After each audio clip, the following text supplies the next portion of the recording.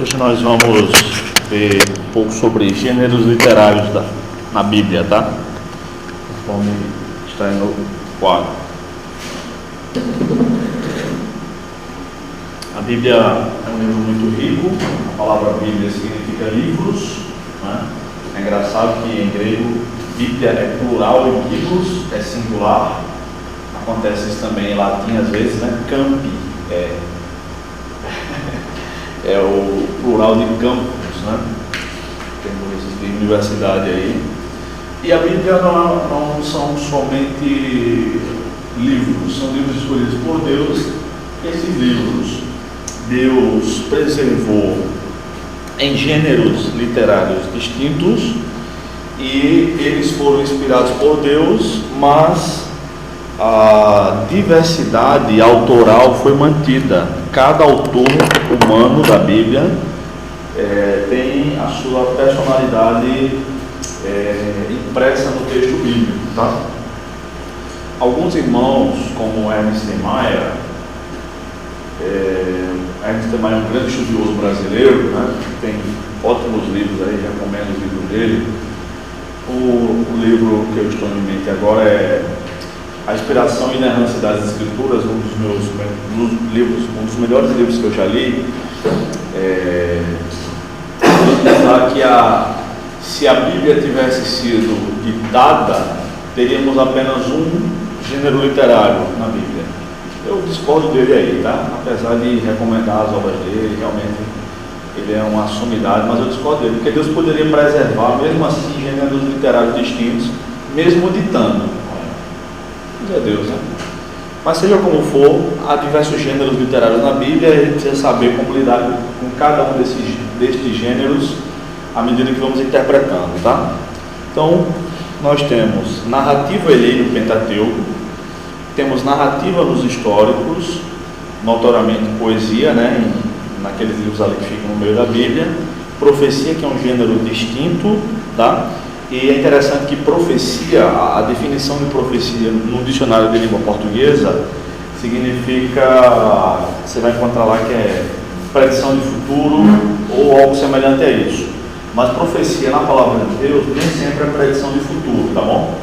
Profecia, geralmente, no Antigo Testamento, não é predição de futuro, embora contenha este elemento.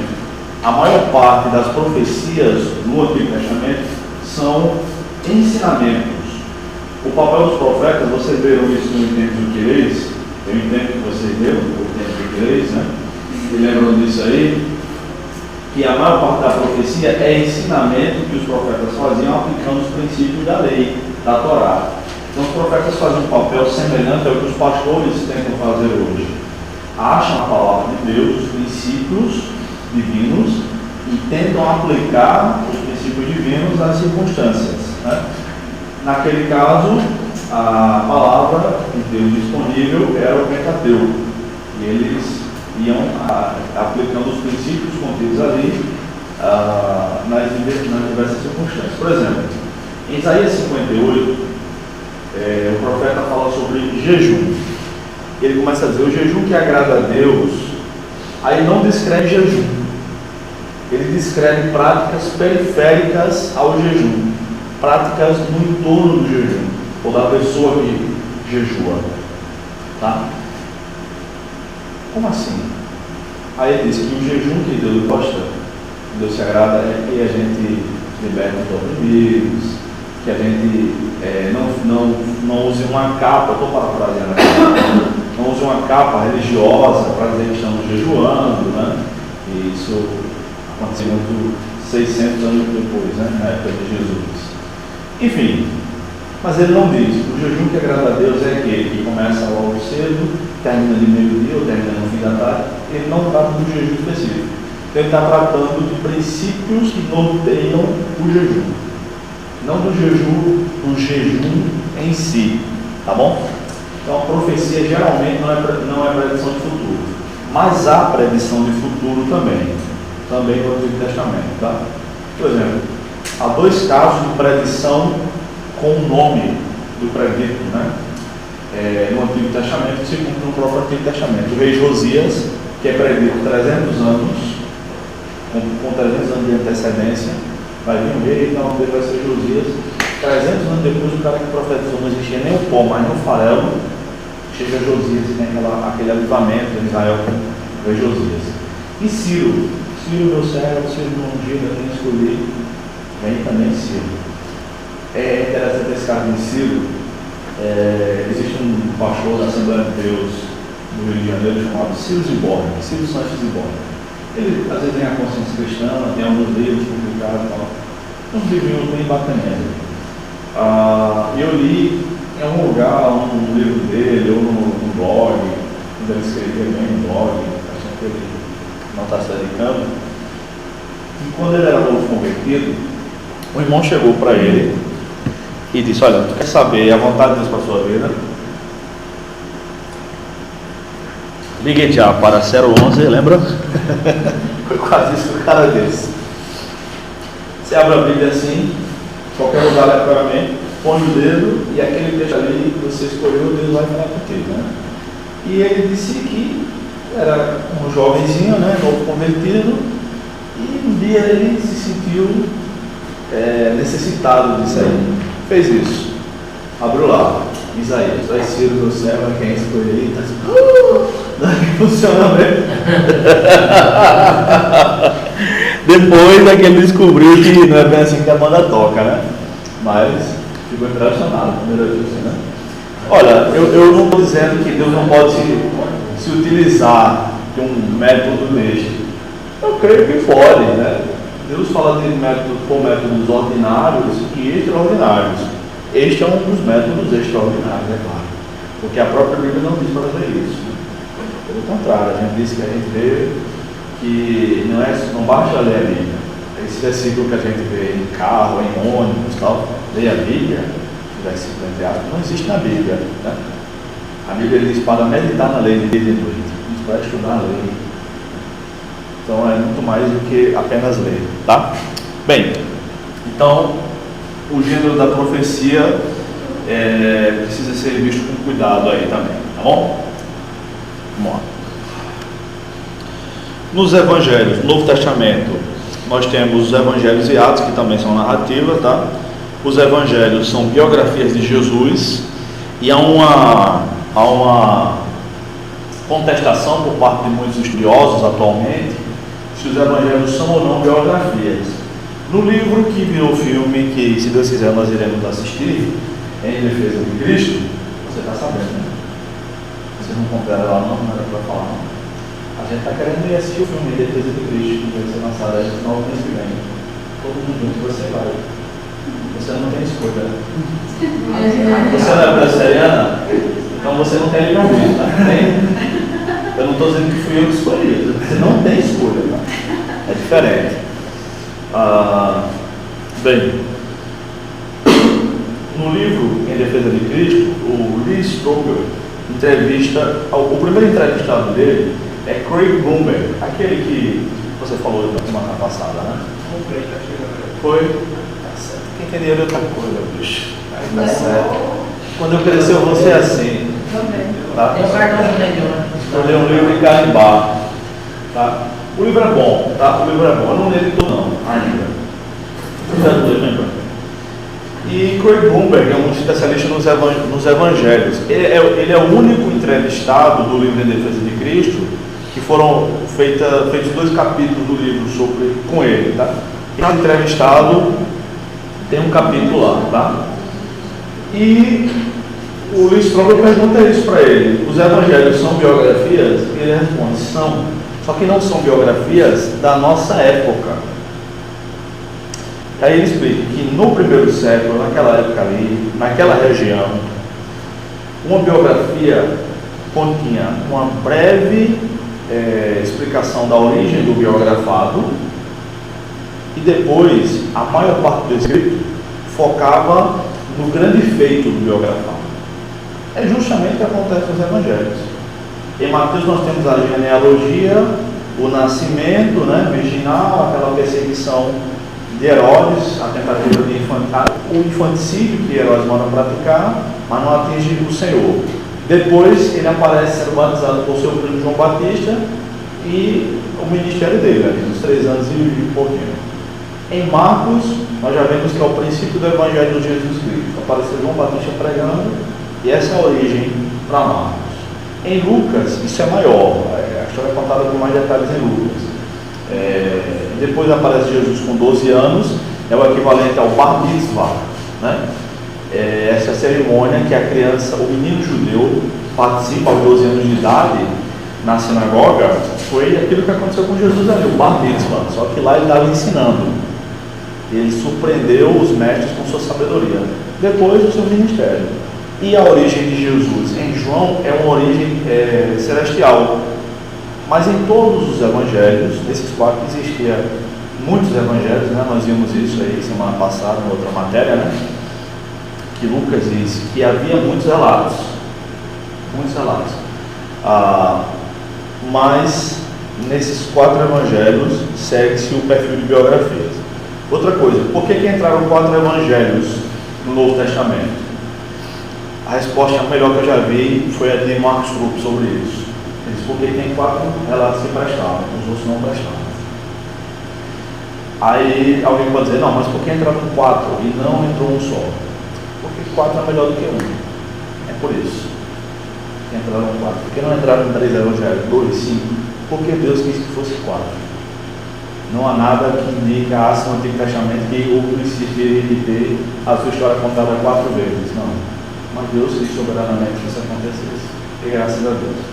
Era bom que tivesse até mais, para a gente saber mais de Jesus. O que Jesus fez em 3 anos e meio, nós temos resumido em cada evangelho, que dá para a gente ler em 1 hora e um pouquinho, 2 horas no máximo, cada evangelho. Muito pouco. Cada sermão daquele está resumido. Já imaginou o sermão do monte contado em detalhes? Ali é um resumo, ali é um esboço. E das outras pregações também, certamente. E, particularmente, eu ainda preciso averiguar, estudiosos e tal, mas eu estou com essa ideia, faz alguns anos já, de que é muito provável que Jesus tenha repetido sermões, que ele tenha repetido mensagens em contexto técnico, o que dificulta a nossa tentativa de harmonização dos evangelhos. Tá? Tem passagem que dá para harmonizar, como nós vimos na matéria do Novo Testamento, mas tem passagem que não dá para harmonizar não, gente. Por exemplo, tendo em vista como as pessoas se comportavam à mesa, como elas faziam as refeições, né? Não era sentado, era inclinado, né? Como eu ensinei aqui, mesmo sem ganhar para isso semana passada. Tem um evangelho que diz que a mulher chegou e derramou o perfume nos pés de Jesus. Bacana, ótimo. Já quem estivesse ali poderia até ter embrulhado o estômago. Você está comendo e aí chega aquela pessoa cheirosa, né? Aquele cheiro forte, não dá. Mas tem um evangelho que diz que ela derramou perfume na cabeça de Jesus. Aí, o que é que a primeira coisa que a gente pensa? A gente quer resolver o problema. Derramou na cabeça e desceu para os pés. Não faz sentido. Pela posição que eles ficavam. Se eles fizessem a refeição como nós fazemos, sentados em cima de uma cadeira, talvez, né? Talvez. Seria difícil também.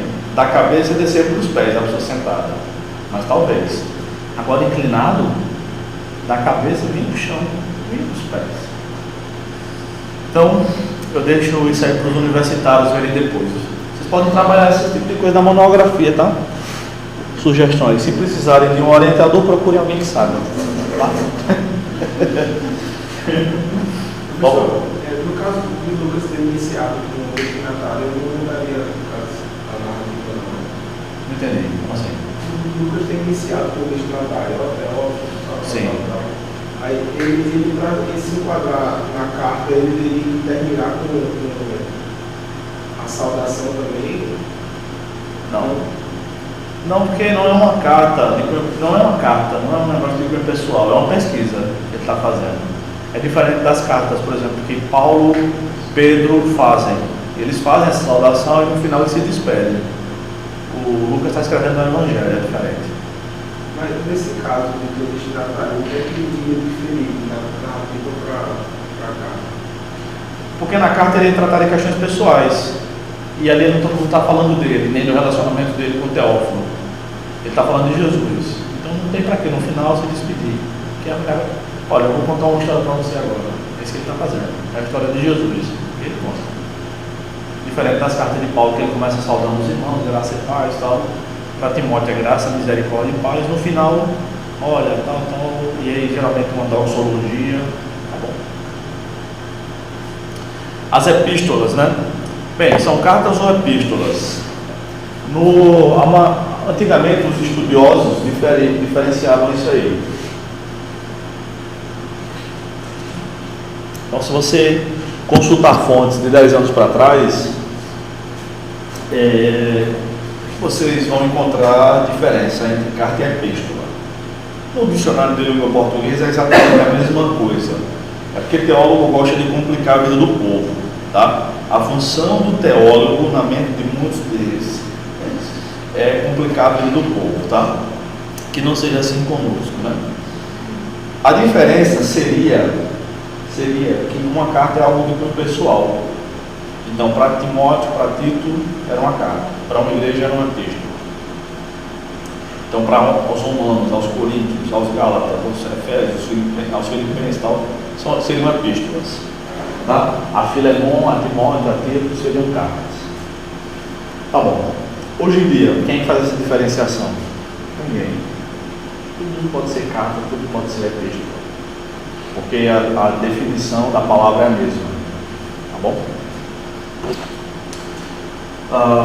Apocalipse. Apocalipse é um livro que tem gênero literário tríplice.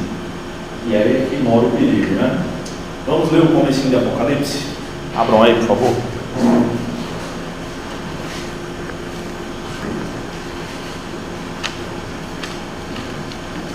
Apocalipse é o livro mais fácil de interpretar da Bíblia.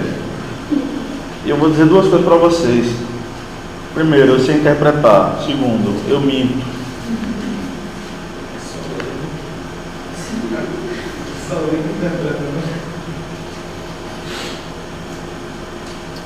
A Bíblia das Testemunhas de Jeová, tradução Novo Mundo, até a última versão trazia o título deste livro aqui como Revelação.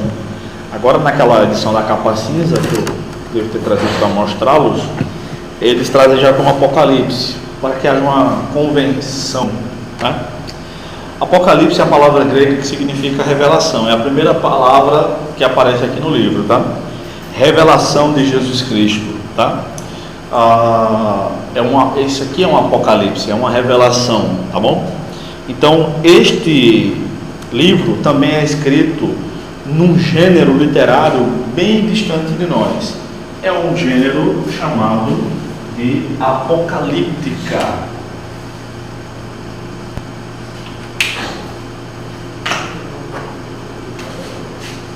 Apocalíptica. Isso aqui é um gênero literário que perdurou de 200 a.C. até 200 depois de Cristo. Começou no período mais ou menos aí dos Macabeus, né? Quando eles tinham uma expectativa messiânica muito grande. Já fazia 200 anos que Deus não levantava um profeta canônico, que nada de escritura bíblica, vamos dizer assim, escritura sagrada, era produzido. Tanto é que lá em 1 Macabeus 14:41 diz que eles erigiram um altar e esperaram até que Deus levantasse um profeta de verdade. Eles mesmos sabiam que não havia entre eles profeta canônico, por assim dizer. Então, com a expectativa messiânica, começou a produção de literatura neste gênero. E o que diferencia este gênero literário dos demais são as figuras, onde números, cores e outras coisas são símbolos, tá? Então, nós temos significado nos números 2, 3, 6, 7, 10 e 12 são os números que aparecem no Apocalipse de maneira repetitiva, tá? Animais também representam símbolos. O texto do Apocalipse diz que foram vistos por João escorpiões gigantes. Aí dá a descrição: escorpiões que parecem com outro bicho. Eu esqueci o nome do bicho agora, se alguém lembrar me diga. A ideia de um escorpiãozão assim, do tamanho da gente. Já imaginou? Escorpião correndo assim na grande população, um escorpião do nosso tamanho. É um símbolo aquilo ali, tá bom? É um símbolo. Alguém que já foi picado por escorpião? Já? Em qual parte do corpo? Foi? Quantas vezes? Eu fui picado em cada um dos pés, mas não na mesma hora. Num pé e 10 anos depois no outro pé, tá? Dói quase nada, né? Sentiu dor, não? Sim, ele era bem pequenininho, então ele enganchou, ficou. Aí eu tirei, fui no hospital, estava com 6 meses de gravidez. Aí eu achei melhor, né, procurar um médico. Mas aí tomei uma antialérgica, uma coisa que eu tenho pra casa. Foi?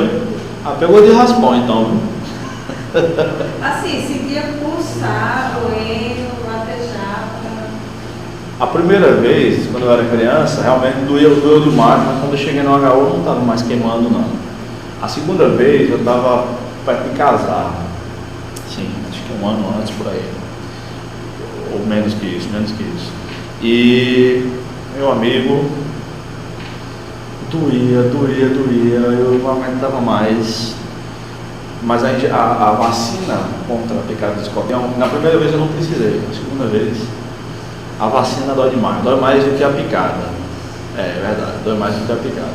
O médico disse assim, lá no HU: vai doer. Você já viu o médico dizendo que vai doer? Foi a primeira vez que eu vi. Porque uma das 10 maiores mentiras, das mentiras mais contadas é: não vai doer. Vocês sabem, né? Tá na lista, é sério, tá? É sério isso, não vai doer.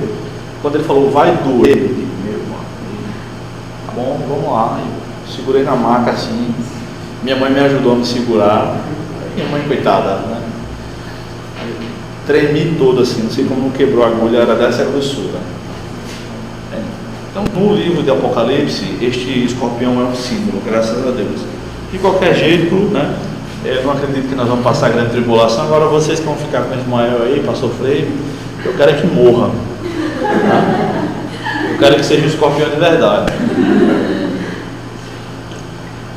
para aprender a dar ouvidos ao professor da hermenêutica, tá?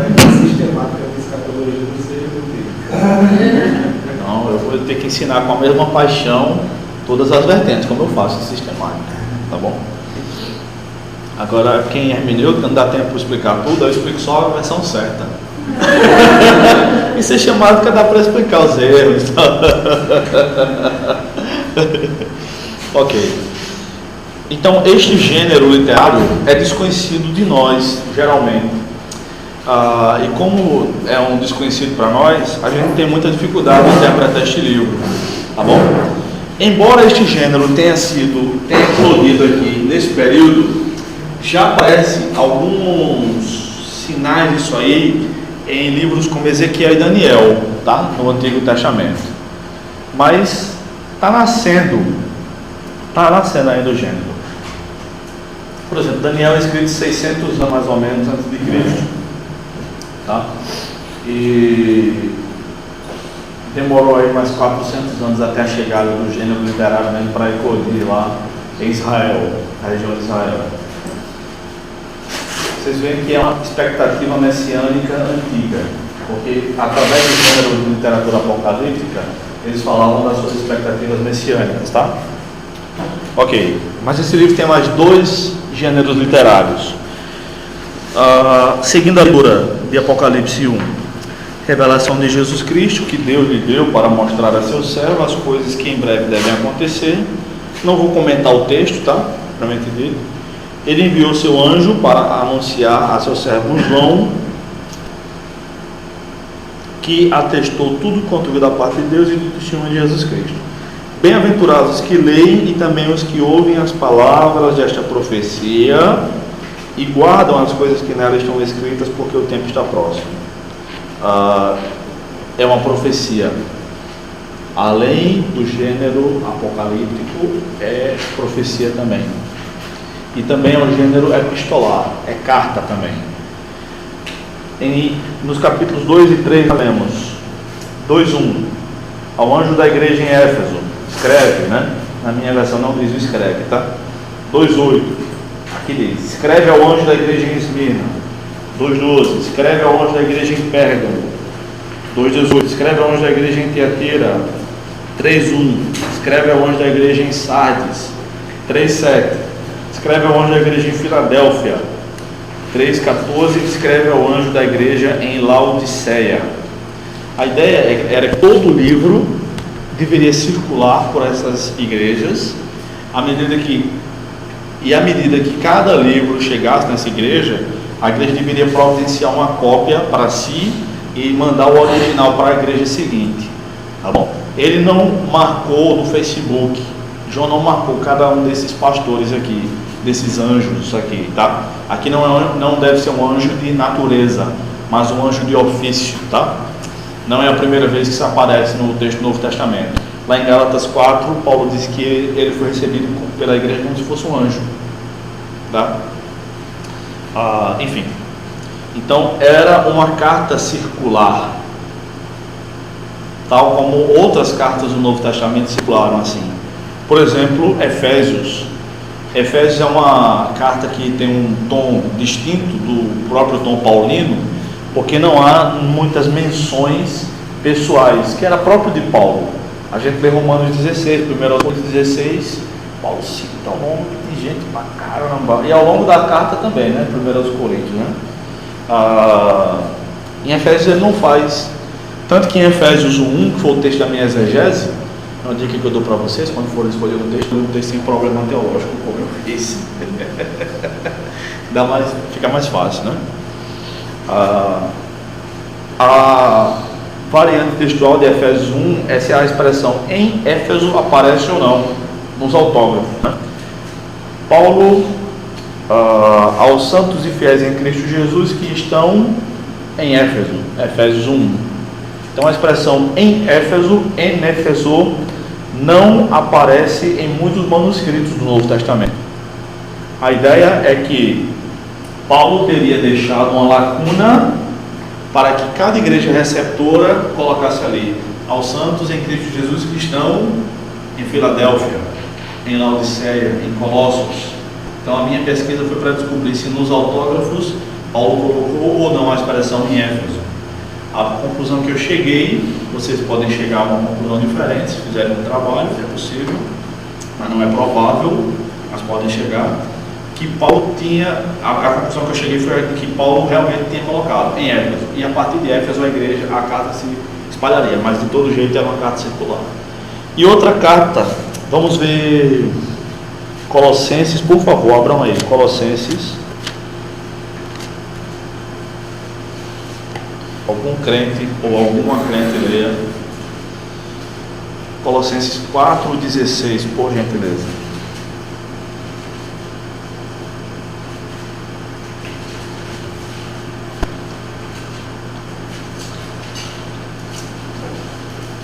E uma vez lida essa epístola perante vós, providenciai o que seja também lido na igreja dos Laodicenses e a dos de Laodiceia, lendo igualmente perante vós. Vamos trocar figurinha aí entre vocês.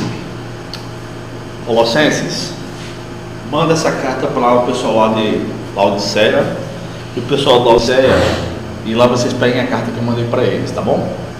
Alguns estudiosos acreditam que esta carta lá de Laodiceia é Efésios. Eu discordo. Eu acho que é uma carta perdida de Paulo, tá? Mas isso não vem ao caso agora, tá bom? O fato é que havia uma circularidade uma circulação entre as cartas. Fica melhor, né? Obrigado. Havia uma circulação, de certa forma até natural, entre as igrejas, tá? Entre livros do Novo Testamento. Ok? Alguma questão até aqui? Nós vamos mudar de assunto agora. vamos lá. Vamos dar uma olhadinha em alguns princípios. Nós vemos que há muita narrativa na Bíblia, tanto no Antigo quanto no Novo Testamento, tá? Eu tirei aqui 10 princípios para a interpretação de narrativas do Entenda o que Lês, tá? Sei que se vocês já leram, mas eu quero conversar um pouco sobre isso e também sobre os Salmos. Bem, primeira questão. Geralmente uma narrativa do Antigo Testamento não ensina diretamente uma doutrina. Geralmente uma narrativa não ensina diretamente uma doutrina. Espera-se do leitor bíblico que ele interprete a questão. Por exemplo, no caso de Saul não. Poderia até ser Saul, mas eu tenho pensado em Davi. Davi faz aquela armação para Urias depois que descobre que ele havia engravidado a esposa de Urias. Alguns estudiosos dizem que naquela altura Davi já tinha 12 esposas quando ele tomou Batseba por esposa. Tem gente por aí dizendo que Jonatas e Davi tinham um caso amoroso. Não faz o feito de Davi, né? Não faz. Espera-se do leitor que entenda quais são os pecados que estão inseridos ali. O texto bíblico não vai ficar dando o tempo todo. Fez isso era ruim, isso aqui era pecado. A não ser no caso dos reis, quando diz, e fez o que era bom aos olhos do Senhor, aí diz. Fulano fez o que era mal aos olhos do Senhor, aí diz o que ele fez. Mas nas narrativas, de maneira geral, vai dizer. Tá? Vamos ver outro caso. Geralmente, a gente vai ver já. Por enquanto é isso. Ficou claro? Geralmente não ensinam a doutrina diretamente. A gente precisa se apoiar em outras passagens bíblicas. Tá bom? O texto está sendo contado, a história está sendo contada. Nem está sendo, isso aqui vale para o Novo Testamento também, tá? Nem está sendo contado. Deixa eu esquecer aí, apaga o que eu disse. Está sendo contado o que aconteceu. Não está sendo contado o que deveria ter acontecido, nem o que deve acontecer sempre. A história está sendo contada. Ok? Pronto, vamos lá. Número 2. Uma narrativa do Antigo Testamento usualmente ilustra uma doutrina ou doutrinas ensinadas de modo proposicional em outros lugares. Acabei me adiantando. O proposicional é a proposição, dizendo faça isso, não faça aquilo, é assim que Deus gosta, não é assim que Deus gosta, tá? Karl Barth disse que Deus não usa proposições. Eu não falo por meio de proposições, mas por meio da experiência religiosa. Mas Karl Barth estava errado, né? A Bíblia é um livro cheio de proposições, embora Deus não fale apenas assim. Deus é amor. Olha a proposição. Deus é fogo consumidor. Eu sou o caminho, a verdade e a vida. Não é uma experiência religiosa. Tá? O pai da teologia liberal, o alemão Friedrich Schleiermacher, dizia que na verdade a Bíblia é apenas o registro das experiências religiosas do povo de Deus. Não é a palavra de Deus. Ou seja, se é apenas um registro das experiências do povo de Deus, podem ser registros com base em pressupostos errados, pode ser o registro com base em suposições erradas, mas não é a palavra de Deus. É claro que esse povo tem um fim trágico, né? Por exemplo, Karl Barth, apesar de ser quem ele foi, de fazer o que ele fez, Karl Barth, o ditado que corre dele é que ele não tinha sangue nas veias, tinha tinta, de tanto que ele escreveu. Na época que não existiam computadores, mas ninguém escreveu mais do que Joachim Noy, né? Para lembrar. Joachim Noy, o maior escritor. Você estava aqui quando eu falei dele? É o maior escritor de todos os tempos, é um brasileiro, apesar do nome. Até agora ele publicou 1104 livros. Está vivo ainda. Depois você veja no canal. Antigamente era assim, ele já chegou a fazer 12 livros numa semana, né? Ele fez isso várias vezes. Mas não é assim hoje. Vou escrever aqui. me pagando, não?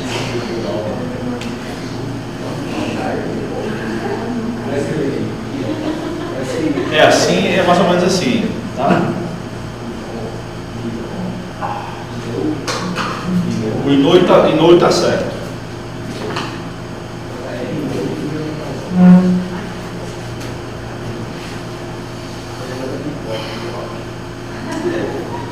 Oi? Veja só, Calbart, ele deixou a teologia sistemática dele com 13 volumes e ele morreu sem completar. Tá? Aos sábados, ele visitava uma penitenciária. Todos sábados ele pregava para o pessoal lá. Agora eu não sei o que ele pregava, porque ele não acreditava na ressurreição de Jesus. Então, era princípio de moralidade no máximo, né? Aliás, tem aquela história, né, de que o pastor foi visitar a penitenciária durante o período de Natal, levou sabonete, levou um monte de coisa para os presos lá, pregou, foi aquela maravilha, os presos gostaram e tal, que abençoaram e tal. Quando eu sair daqui eu quero procurar a sua igreja e tal. No final o pastor disse assim: muito obrigado pela atenção de vocês, que Deus abençoe e até ano que vem. Ano que vem eu quero vir aqui e ver todos vocês aqui de novo.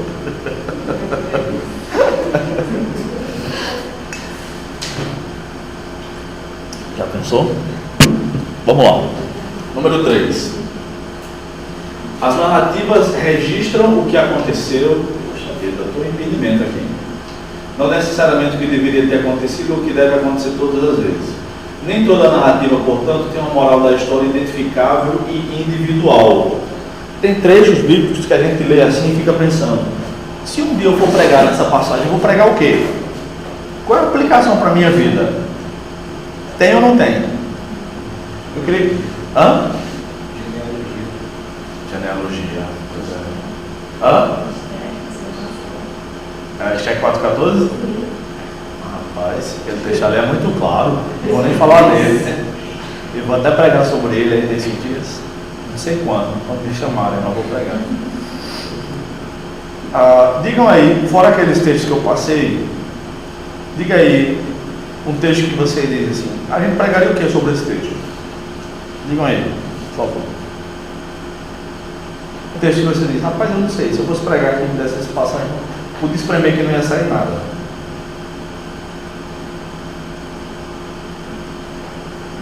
Ou que você viu alguém pregar e disse: rapaz, como é que ele conseguiu pregar esse texto aqui e pregou corretamente, né? Porque a questão não é pregar, né? Pregar qualquer um prega.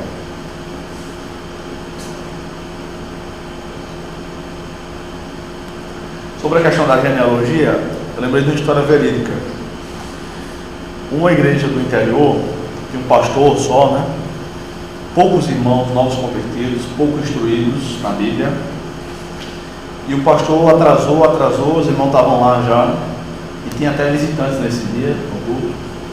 Aí um irmão lá tomou a frente e disse: irmãos, quando o pastor não chega, nós vamos lendo aqui o trecho bíblico, né? Vamos lendo aqui a Bíblia. O irmão, coitado, não sabia fazer o mínimo de explicação da Bíblia. E abriu lá em Mateus capítulo 1, começou a ler a genealogia de Jesus. Livro da genealogia de Jesus Cristo, filho de Davi, filho de Abraão. Abraão gerou Isaac, Isaac gerou Jacó, Jacó gerou Tamar, não sei quem. E aí foi. Terminou ali as 42 gerações. Aí o visitante estava muito atento. Bom, diga uma coisa. Diga, quem é esse povo aí? Falou, disse: rapaz, veja que não houve heresia. Esse povo aqui é um povo que vai para o céu. Está errado?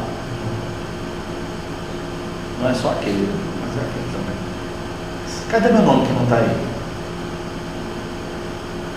A gente vai orar para Deus escrever seu nome agora no livro da vida. Aqui não tem como mais, né? Pois eu quero. E o cara se converteu. Nessas horas eu até tenho vontade de ser calvinista. Mas eu lembro de outras passagens bíblicas e não posso. Com devido respeito aos calvinistas presentes, tá? Amigos, teologia à parte.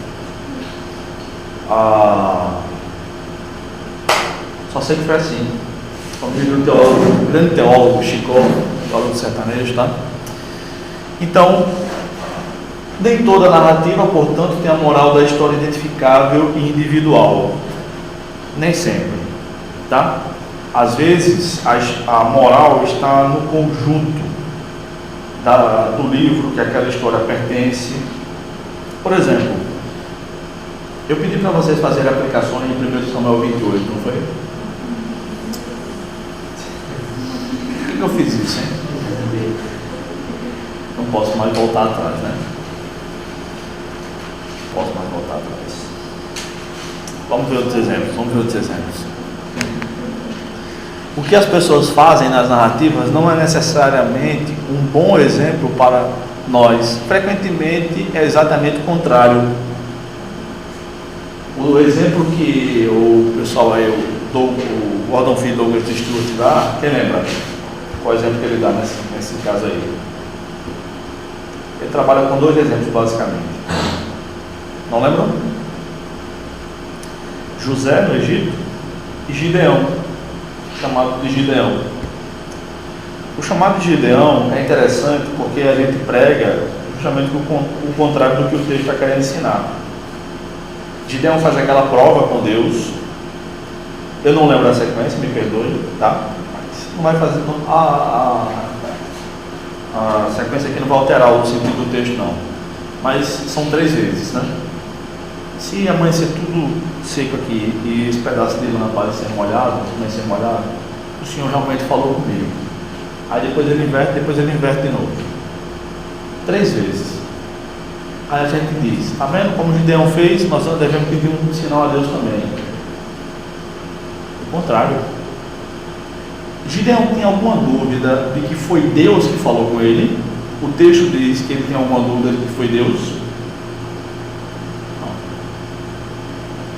A dúvida dele era se Deus estava certo. Ele disse, Deus, se é para eu fazer isso mesmo, ele não tem dúvidas de que é Deus. Acabou. Tem certeza que foi Deus, tem que obedecer.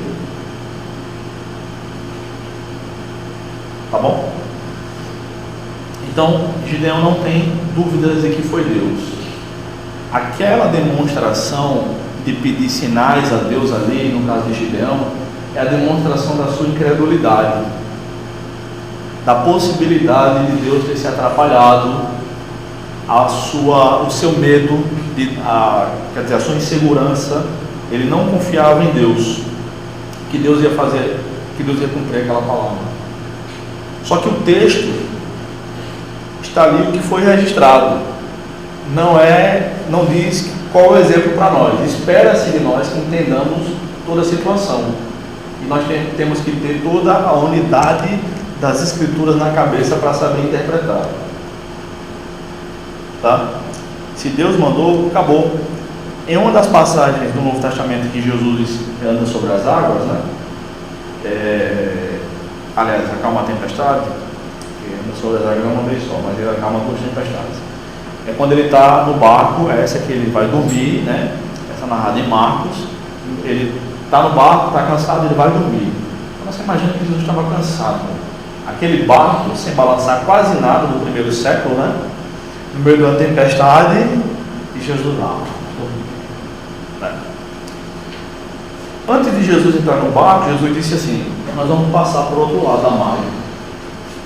Os discípulos pensavam, não, a gente não vai conseguir. O que Jesus tinha dito para eles? Nós vamos passar por outro lado. Não disse que nós vamos morrer no meio, não. Eles não tiveram a confiança. Por isso que Jesus, ao se levantar e repreender a tempestade, repreende também a fé deles. Isso para você, o que ia acontecer já? Acabou-se. Tá? Outra coisa, irmãos. Deus gosta de nos ver sempre animados, confiantes. Tá? A ideia não é que nós não sofremos, que nós não podemos passar por dificuldades. Não, até o sofrimento faz parte da vida cristã. Nós já vimos isso aqui, né? Eu li alguns textos, Ismael falou outros textos, que nós estamos, o nosso sofrimento faz parte do sofrimento de Cristo também, de certa maneira, né? Do corpo de Cristo. Mas a ideia é a forma como nós encaramos as situações da vida. Claro que todo mundo se abate, todo mundo se abala com determinados problemas. Todo mundo. A questão é, como nós decidimos encarar a vida?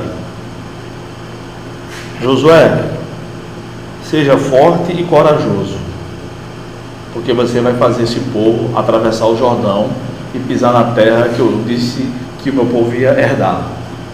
Agora você tem que se animar, você tem que ser forte, tem que ser corajoso. Medite na lei, de dia e de noite, para que isso aconteça. Deus não trabalha com crianças, no sentido de pessoas infantis. Deus não se agrada dos covardes também, dos temerosos. Os 12 apóstolos e os outros apóstolos que o Novo Testamento menciona foram homens muito corajosos. As mulheres que serviam a Jesus, enquanto caminhavam com ele, como nós vimos semana passada, enquanto estiveram lá na crucificação, depois no domingo, foram mulheres corajosas também, tá? Deus gosta de nos ver animados. Há muitos salmos, Salmo 34, Salmo 37, outros salmos que falam: anima-te, fortalece teu coração. Nos profetas diz: se você for demonstrar ser frouxo no dia da adversidade, não vai dar certo para você. Deus nos quer animados, Ele nos quer com a perspectiva de que vai dar certo. Eu costumo dizer um ditado: se for para sonhar pequeno, nem durmo, tá? Uma vez, não vou falar isso não, isso é muito pessoal, desculpa, tá? Deus quer que nós tenhamos confiança nele. Até para dar oferta, Deus nos quer animados. Deus não ama o que dá com tristeza não, mas o que dá com alegria, por dar na obra de Deus, tá? Não é porque a obra que a gente está não é famosa, aquela igreja, nossa, que mega igreja, está na televisão, que deixa de ser obra de Deus, não. Nós estamos dando para Deus, então vamos dar com alegria o dinheiro que nós damos na causa do Senhor. Essa semana, sábado, eu estava conversando com um senhor que não é cristão, um cara muito inteligente. Ele foi motorista durante 18 anos no Ministério do Planejamento. Ele foi motorista de Guido Mantega, empregaço, né? Motorista de gente importante, sabe?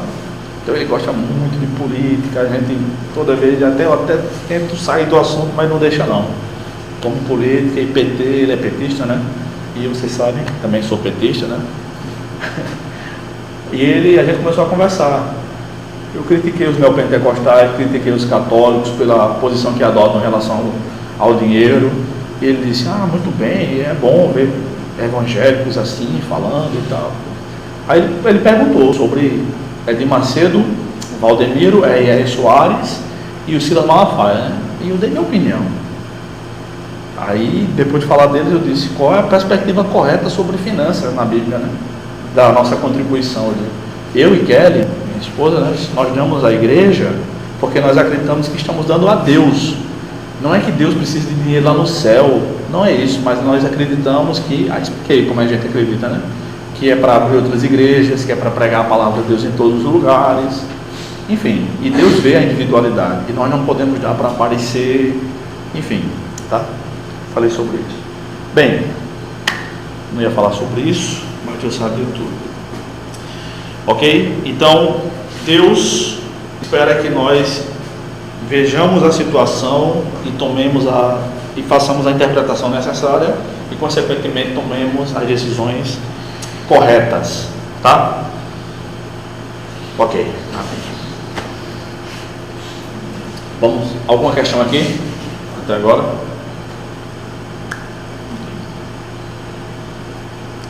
Número 5. A maior parte dos personagens nas narrativas do Antigo Testamento está longe de ser perfeita em suas ações também. Claro, Pedro escreveu na primeira carta, ou na segunda, que nenhuma parte da profecia foi dada por vontade humana. Quer dizer que nenhuma parte da Bíblia está na Bíblia porque o homem quis. Já expliquei isso aqui. Se eu fosse fundar o livro com a religião do brunoísmo, por exemplo, o livro sagrado do brunoísmo só ia ter gente boa, e ora o tempo todinho. Ia ser que nem a história dos avivamentos, só conta a metade da história. Que nem a história de missões. Os missionários fizeram coisas demais e tal. Mas não mostra que os caras abandonaram a mulher, que eram negligentes. Agora nós estamos vendo sobre a história da reforma protestante, né? Ai, que maravilha, 500 anos da reforma protestante. Os reformadores, meu amigo, os apóstolos não pegam nem letra. Na mente de muitos é assim. Esquece de Lutero, o que é que ele fez. Sabia que os argumentos o Reich lá, o Führer, Hitler. Um dos argumentos de Hitler para incentivar o nazismo foi um argumento luterano. Lutero ensinou o seguinte: o povo que perseguiu Jesus não merece viver. Quase 500 anos depois, 400 anos depois, Hitler usou esse mesmo argumento. Ele soube fazer a questão. Ora, quem é Lutero na nossa cultura? Ele pensou: Lutero é um cara respeitado. Eu vou pegar o argumento de um cara respeitado para fazer o que eu quero. Tá? Lutero fez muita coisa boa. Você já sabe o que foi que ele fez. Eu vou dizer agora o que ele fez ruim. Tá? E perdoe os luteranos presentes. Mas história é história. É, fato. Lutero celebrou o casamento de um rei que era casado por interesses econômicos e políticos, além de ser semita. Lutero, ele tinha problemas mentais, sem dúvida. Desde a sua conversão, no filme mostra a história da sua conversão, né? Aliás, quando ele vai para o mosteiro, ele está no meio da tempestade e faz um voto para Santa Ana, que na tradição católica é a avó de Jesus Cristo, a mãe de Maria, não é? E ele diz que se escapar daquela tempestade, ele vai ser padre. Ele vai. E lá ele discute com Satanás, mosteiro, o tempo todo. Ele fazia aquilo. Discute com Satanás, esse cara não tem essa amizade perfeita, não. Quando ele se casou, ele nem queria casar, mas aí Catarina ficou enchendo muito o saco dele e ele foi. Ficou acusando muito e ele casou, tudo bem, casou bom, teve vários filhos e tal, mas por diversas vezes ele se trancou dentro do quarto, deixou a mulher lá de fora do quarto, se trancou para ficar estudando a Bíblia por uma semana. Era comida, era pão e água por debaixo da porta. E ele fez isso estudando a carta aos Romanos, fez isso estudando o livro dos Salmos. A mulher teve que chamar outros homens para botar a porta abaixo. E a porta naquela época também não era assim não, tá? Era uma porta robusta. Ok? Isso aconteceu com Lutero, aconteceu com Calvino, aconteceu com William Carey. Depois vocês podem perguntar melhor para a Eliane aí sobre o William Carey, que ela viveu lá na terra onde ele trabalhou. Vai voltar para lá talvez, né? Tá? Foram negligentes, contaram apenas metade da história. A gente não pode contar metade da história, a gente tem que contar a história toda. Então, os personagens bíblicos, uma das questões que dá credibilidade à Bíblia é o fato da Bíblia não esconder, como diria minha avó, que Deus a tenha, a safadeza de ninguém. A Bíblia não mostra apenas um lado de ninguém, mostra os erros de cada um. Abraão foi um cara mentiroso e covarde. Eu prefiro perder minha mulher do que perder minha vida. Ele não era nordestino, ele não era sertanejo, tá? Como a mãe de um amigo meu estava no ônibus, o cara puxou uma faca e um assalto, botou a faca em cima do cobrador. O que é que ela fez? Tomou a faca do cara e jogou a faca pela janela. Isso ela era uma mocinha, viu? Lá do sertão. O filho dela estudou aqui. Já pensou? Quando ela chegou no trabalho, depois de uns dias, o patrão chamou ela e disse: ô fulana, eu não lembro o nome dela não, eu a conheço, mas não lembro o nome dela não. Eu soube que teve um assalto no ônibus, foi em Patos isso. Foi assim, assado e tal. Foi, você tá doido, não sei o que. Foi um impulso.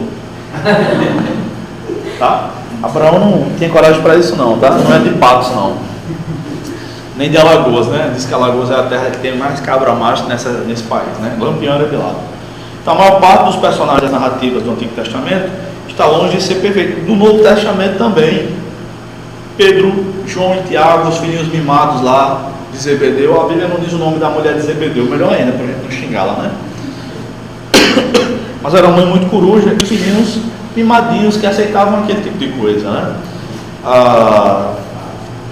Doutor Hernandes Dias Lopes disse uma vez, não lembro qual foi a mensagem, né? Toda a mensagem dele é boa. Ele disse assim, que uma pergunta que está faltando na banca de ordenação pastoral, eles fazem todas as perguntas teológicas, eclesiásticas, exegéticas, está tudo correto. Mas tem uma pergunta que está faltando, é que Jesus fez a Pedro. Perguntar ao candidato à ordenação: você ama Jesus? Essa foi a banca de Jesus com Pedro. Pedro já tinha o título de doutor em teologia com Jesus ali, andando dia e noite com Jesus, ele já era doutor em teologia, tá? Faltava saber isso. Até que ponto você está disposto? Até que ponto você me ama mesmo? Você ama Jesus? Jorge Noda estava pregando aqui uma vez e disse que estava presente numa cerimônia de ordenação pastoral.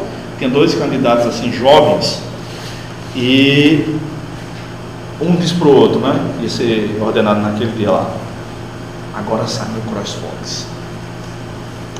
A motivação dele era o salário pastoral. Agora sai meu CrossFox. Diferente de Senhor, sabe de todas as coisas, tu sabes que eu te amo. Muito diferente, tá? Bem, precisamos saber disso, tá? A maior parte dos personagens da narrativa do Antigo Testamento está longe de ser perfeita, e suas ações também, tá? Isso é, de certa maneira, não é ruim não, para nós. O entendimento sempre proposital da parte. Com certeza, né? Lembrando a natureza caída do homem. E resta um pouquinho de esperança para nós, né? Se todo mundo na Bíblia fosse como Jesus, quem é sempre esperança de vida eterna aqui? Né? Então, Tiago diz, né? Olha, está alguém doente? Chama os presbíteros da igreja, ora e tal. E diz, olha, Elias era um homem sujeito às mesmas paixões que nós, mas ele orou, parou de chover. Depois ele orou e choveu. Não é Elias que é poderoso, é Deus que é poderoso. Ele responde a oração de quem ele quer. Você pode orar. O que nos nivela é o pecado, gente. Outra coisa, o nosso grau de conhecimento bíblico teológico é pior para nós, tá? A quem muito foi dado, muito será cobrado. Jesus disse isso de outras formas também. Haverá menor rigor para Sodoma e para Gomorra do que para Tiro e Sidom. Porque se em Sodoma e Gomorra tivessem sido operados os milagres que foram operados em Tiro e Sidom, muitos teriam se arrependido. Menos luz, menos rigor. Tiago 3,1 diz assim: não sejais muitos de vós nécios, porque receberão maior juízo por isso.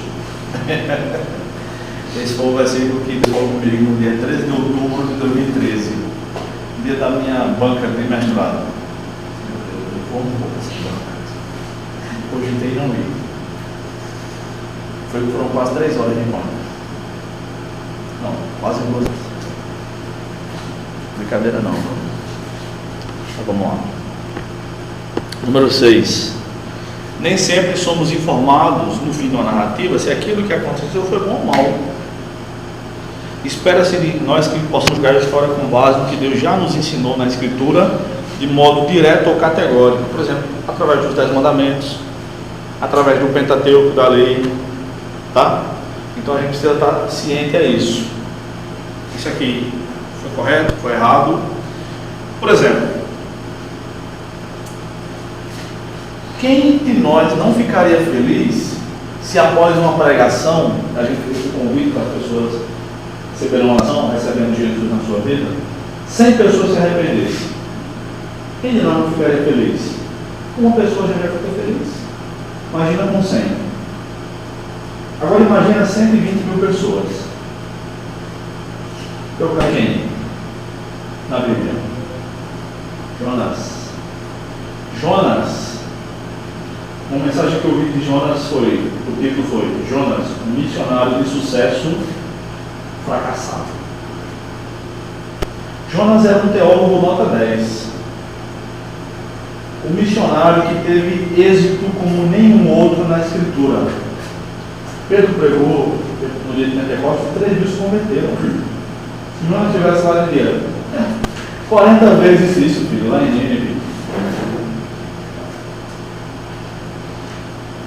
3.000 se converteram, nos anos foram 120.000, até os dois tiveram que jejuar. Teólogo de primeira, ele sabia que Deus era misericordioso e compassivo. Por causa da sua teologia, ele não quis exercer, ele não quis ter, por causa da sua ortodoxia, ele não quis ter ortopraxia, né? Interessante isso, né? Não, eu sei que se o povo se arrepender lá, Deus não vai castigar. Ou seja, eu conheço Deus, a minha teologia é bacana. Eu estudei na turma da Juveco, lá na turma de Itamar, e na turma de manhã. Hã? É? O Senhor vai pertencer ao nosso. Os arminianos dizem que não pertence ao Senhor, não?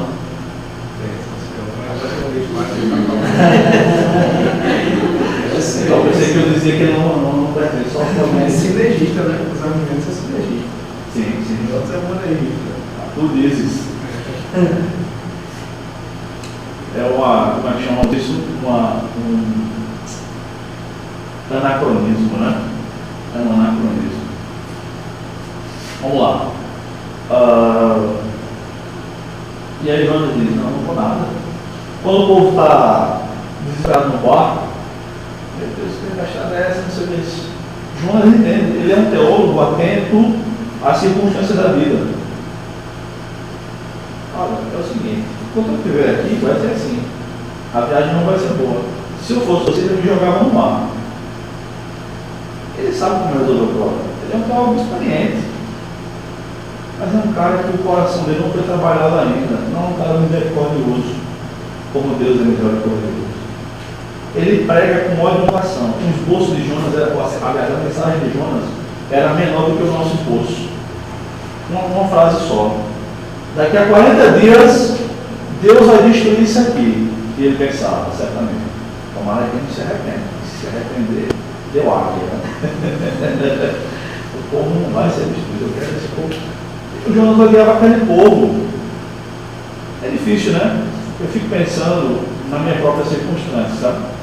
Estou abrindo o coração para vocês aqui, os amigos da internet que estão ouvindo essa gravação. Eu tenho muita raiva de gente de ladrão. Muita raiva de ladrão. Eu não tenho pena de ladrão. E perto da minha casa tem uma boca de fome. Eu perdi as contas dos tiroteios que eu já ouvi lá. Mais de 30. Em 5 anos que eu moro lá, agora em 25 anos. Mais de 30 estavam de madrugada na minha rua, na frente do meu prédio, fala para tudo quanto é lado, de ter que deitar no chão, uma chacina que houve lá há uns 3 anos, 5 casas para baixo da minha, mesmo lá na minha casa. 9 horas da noite, uma sexta-feira, eu estava jantando, deitei no chão, minha mulher ficou travada, deita, eu tive que gritar para ela deitar no chão, ela perto da janela. Às vezes a minha vida assim é como uma de Jonas. E eu preciso ter cuidado com isso, né? Para que o meu coração não fique endurecido como o de Jonas ficou. Que o correto é eu desejar a salvação deles. Mas eu quero que eles sejam presos. Eu sei que isso aí não é pecado não, desejar que eles sejam presos. Isso é justiça. Agora eu quero que tenha capelania lá na prisão. Só que não dá para mim. Outra pessoa vai capelanear lá. Aí vai ser complicado para ir lá. Tá? Minha função aqui é treinar os vocacionados, não vocês que vão lá. Bom? Mas, guardadas as devidas proporções, porque o povo de Nínive chutou as barrigas das mulheres grávidas de Israel, eles abriam a barriga da mulher, eu tinha lá, eles chupavam as mulheres, eles degolavam os caras, eles eram terríveis, eles eram inescrupulosos, os ninivitas. Jonas, humanamente falando, tem muita razão para ter ódio daquele povo. Mas Deus faz isso. No Antigo Testamento, o exemplo é Jonas. No Novo Testamento, irmãos, o exemplo é de Jesus já. Vocês vão receber o poder do Espírito Santo e vocês serem minhas testemunhas, tanto em Jerusalém, como na Judéia e em Samaria. Samaria é a Nínive do Novo Testamento, para os cristãos. Samaria, a história, a treta, falando aqui, em linguagem bem corintianística, vai Corinthians, é nóis. Como é ruim ser líder do campeonato. Já estou torcendo pelos adversários, mas sei que eu sou nojento enquanto torcedor. A treta com os samaritanos começa 1000 anos antes de Jesus ali, 950 mais ou menos. Quando Salomão morre, Roboão, né, assume o reinado, e aquela história, ele consulta, ele é muito jovem, e o jovem sabe tudo, né? Ele consulta a turma de Facebook dele lá, o grupo de WhatsApp, e a galera, ele consulta os velhos, os experientes, os caras, se você se tornar servo deste povo, este povo vai se tornar teu servo. Este é o princípio de liderança que eles ensinaram lá, que é válido ainda hoje nas empresas. As empresas mais modernas do mundo e as mais bem-sucedidas do mundo atualmente usam este princípio de liderança. O chefe não tem mais uma sala, é tudo junto às mesas, é um círculo, tá? Aí ele foi para o grupo de WhatsApp dele, para a página do Facebook.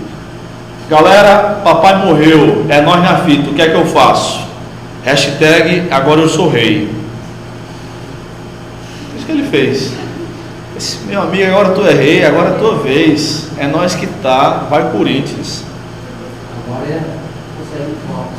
Agora é o seguinte, Roboão, quem te viu passar na prova e não te ajudou, vai se arrepender. Vai estar entrando para terra e você no palco, vai ver Yahvé brilhando em você. Tá? Foi isso que ele fez, né? Foi isso que ele fez.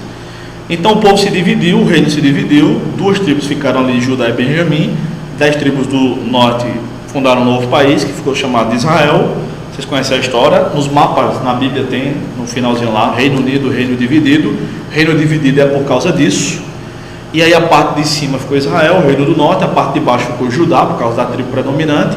A capital, Jerusalém, estava embaixo, no sul, e o templo estava lá.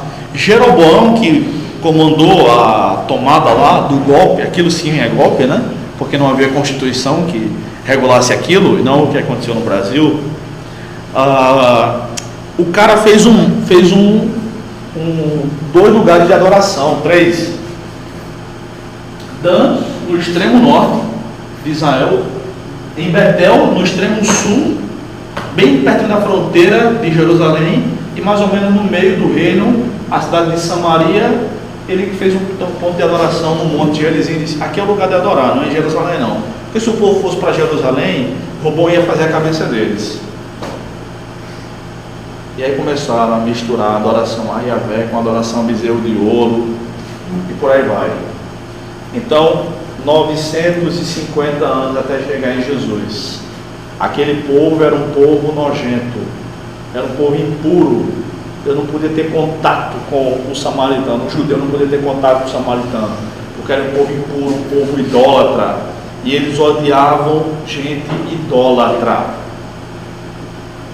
E aí Jesus disse, você tem que pregar lá em Samaria. Eles ficaram lá em Jerusalém, muito bem, obrigado, estava muito bom aqui, graças a Deus, tá?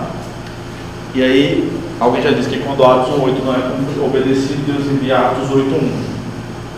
Atos 8:1 diz, Saulo consentiu na morte de Estevão, né?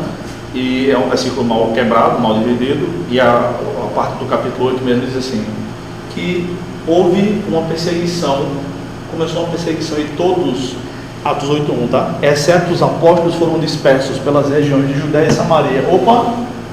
Judéia e Samaria é o que está lá, é o roteiro de Deus, está lá em Atos 1:8. E aí Filipe, que era evangelista, era diácono, era cheio do Espírito Santo, chega e prega Jesus lá em Samaria, e o povo fundou uma grande igreja lá. Depois Pedro e João vão lá para dar seguimento àquela igreja, né?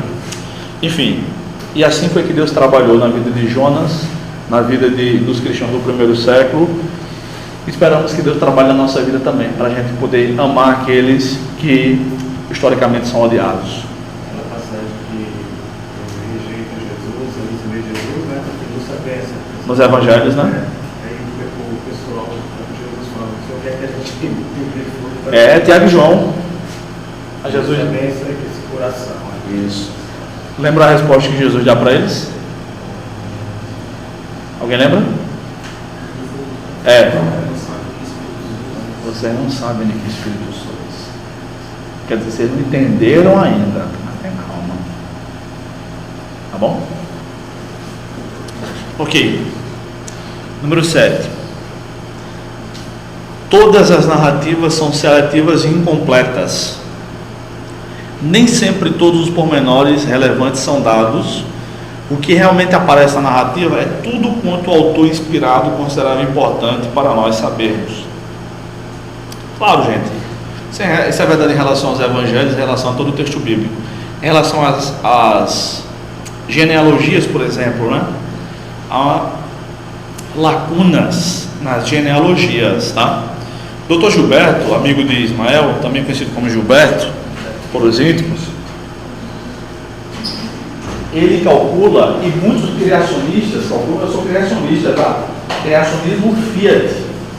Já chegaram em antropologia sistemática? Criacionismo Fiat, faça-se. Da expressão latina Fiat Lux, haja luz. Né? É assim que está lá em Gênesis 1:3, na Vulgata Latina. Fiat Lux, haja luz. Daí os criacionistas dizem que a Terra, a nossa Terra, o planeta Terra, é um planeta jovem, no máximo 10 mil anos. Muitos biblicistas, como o Leotardo de Gilberto Pickering, chegam a afirmar categoricamente que a Terra tem em torno de 6 mil anos, e esse cálculo é feito com base nas genealogias que a Bíblia apresenta. Mas esse cálculo não é preciso, tá? Por duas razões. Primeiro, há lacunas. Quando nós fazemos as comparações das genealogias, nós percebemos que há lacunas. Tá? Segundo, o propósito das genealogias não é de datação da Terra. Tá bom? Os judeus estão contando aí o ano 6000 e alguma coisa, que o ano 1, vamos dizer assim, seria o ano de fundação da Terra. Eles acreditam que a Terra foi fundada em setembro, no mês de setembro. Tá? Aliás, essa questão de calendário é difícil porque o mês de setembro não é 7, outubro não é 8, novembro não é 9, dezembro não é 10. Mas era. Antigamente o ano começava em abril. Daí abril o ano. E aí abril, maio, junho, julho, agosto, e aí setembro, outubro, novembro, dezembro, janeiro, fevereiro, março. Tá? Aliás, desculpa, começava em março. E aí a piada pronta é que o único país no qual o ano ainda começa em março é o Brasil. Né? É o Brasil. Mas esses dados são verdadeiros, tá? Então veja só, todas as narrativas são seletivas e incompletas. Claro que sim. Hoje em dia está mais fácil de escrever. Hoje em dia a gente joga na internet. Hoje em dia a gente aperta um botãozinho, porque eu acho que tem que mudar rapidamente, né? Esse negócio da gente usar o WhatsApp assim é desconfortável demais. O celular a gente fica com a tecla lateral para a gente apertar e não precisar ficar segurando o botão para falar. Isso aqui já passou, gente. As empresas do vídeo saindo, só que vi? Não é possível. Alguém já viu isso, né?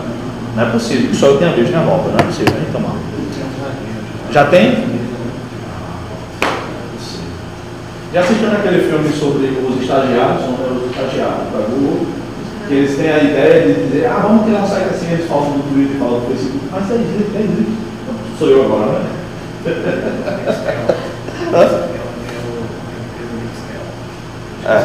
Sim, tem, né? Que é o radinho, né? Celular. Pronto. Tá? Hoje em dia está mais fácil. Às vezes estou no carro com minha esposa, a gente está conversando, tem uma ideia, quer anotar, eu disse a primeira vez, anota um negócio para mim, senão eu esqueci, anota logo, tem que escrever sobre isso. Aí ela pegou meu celular, pegou o celular dela, aí segurou, fala. Então solteira estava enviado no meu celular, então é só você ouvir. Isso é um gênio. Agora eu já sei, às vezes eu digo, pega o celular que eu quero gravar um negócio, hein? Grava a ideia, tá? Aliás, esse negócio de gravar a ideia, Roberto Carlos, que tem quase 800 músicas, ele andava com gravador antigamente, tá? Quando ele não podia, ele primeiro andava com papel, lápis e papel, mas depois ele perdia a melodia, depois ele passou a andar com um gravador, e aí vinha a ideia de uma música, uma melodia e tal, ele gravava, depois ele aperfeiçoava. Não perca ideias, tá? Não perca ideias. Anote. Mesmo, não vou usar isso agora, nos próximos 10 anos. Pô, amanhã pertence a Deus, rapaz, nem a gente não. Anote, tá? Bem, nenhuma narrativa tem o intuito de ser completa. Veja só, todo o Antigo Testamento, toda a mensagem do Antigo Testamento aponta para a chegada do Messias, tá? O homem peca e aí Deus promete em Gênesis 3,15 que vai enviar por meio de um nascimento virginal. Nós já percebemos isso em Gênesis 3,15, que é da semente da mulher que o Messias vai vir. Mulher não tem semente, quem tem semente é homem. Ou seja, o homem não vai participar daquilo ali. Claro que a gente só sabe isso agora que a gente tem a Bíblia toda, né? Vai vir o Messias.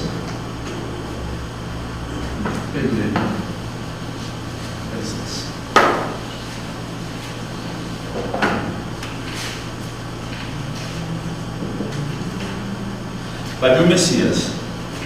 E aí Deus escolhe um patriarca para que desse patriarca nasça a descendência, da descendência dele vai vir o Messias. Só que a mulher desse patriarca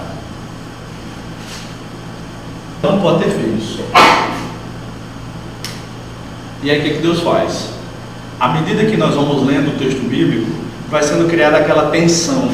E agora? E a descendência? Vai vir como? Ela não pode ter filhos. Tentam dar um jeito, Deus não aceita.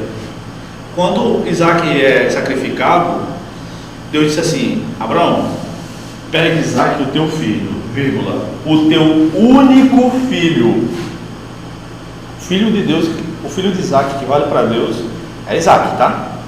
Você ouviu? Estou falando por causa do teu nome, cara.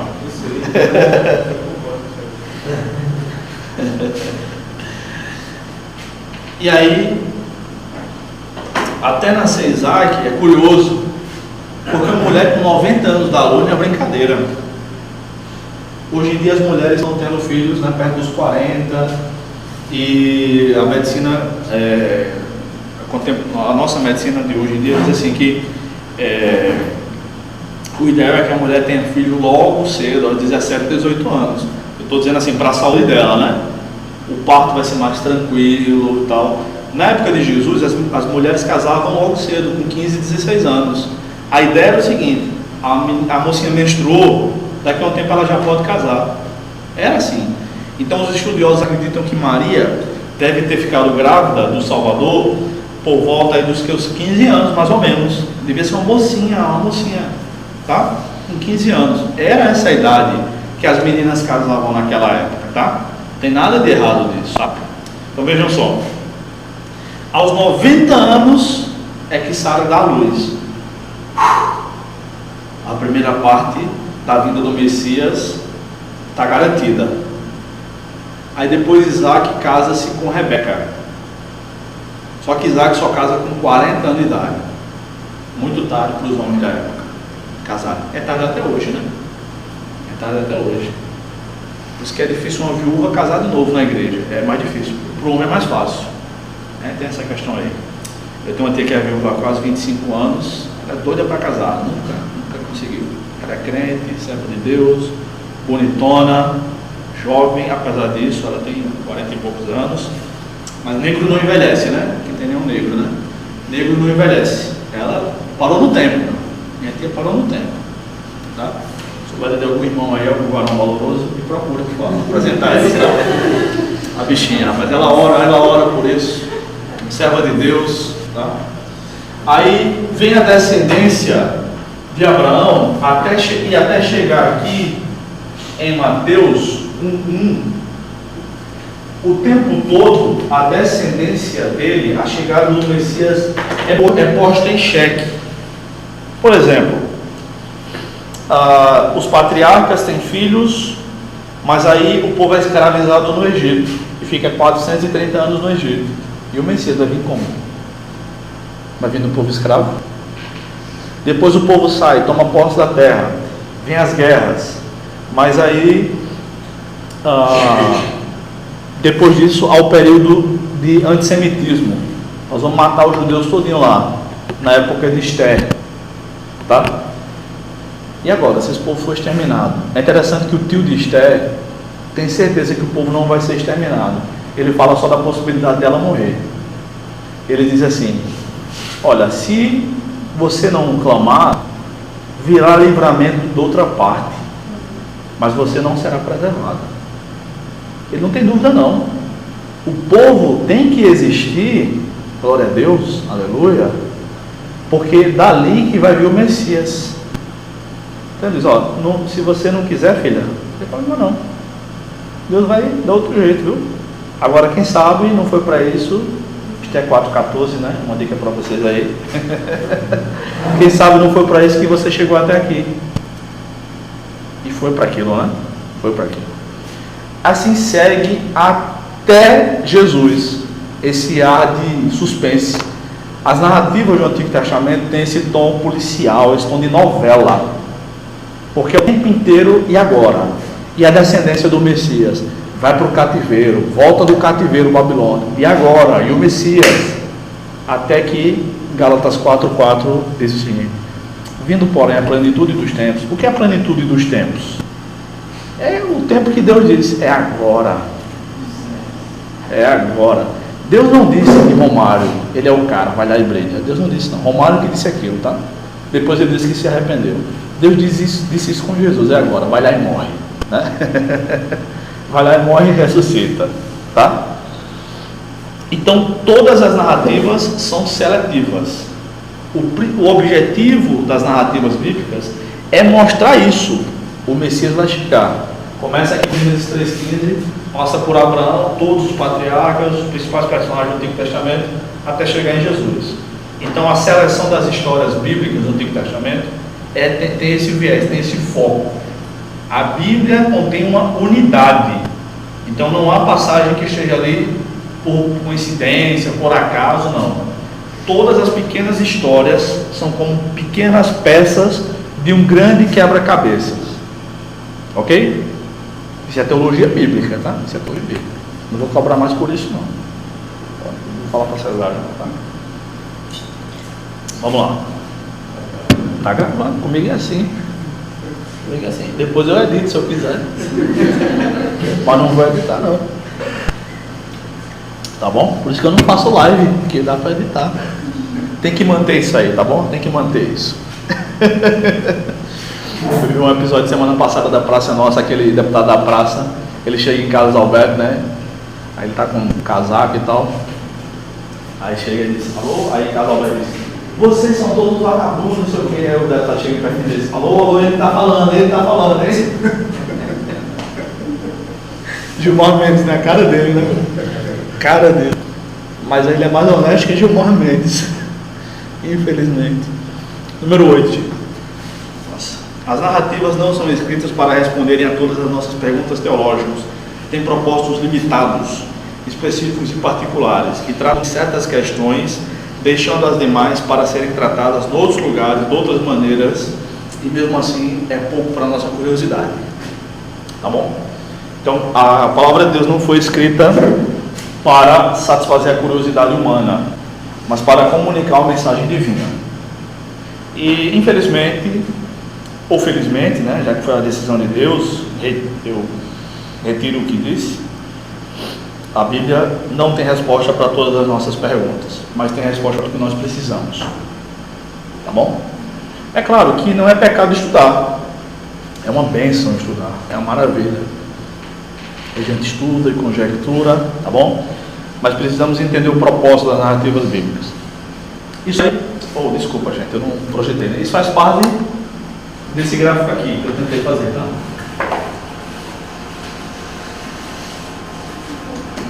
Número 9. As narrativas podem ensinar explicitamente ou implicitamente,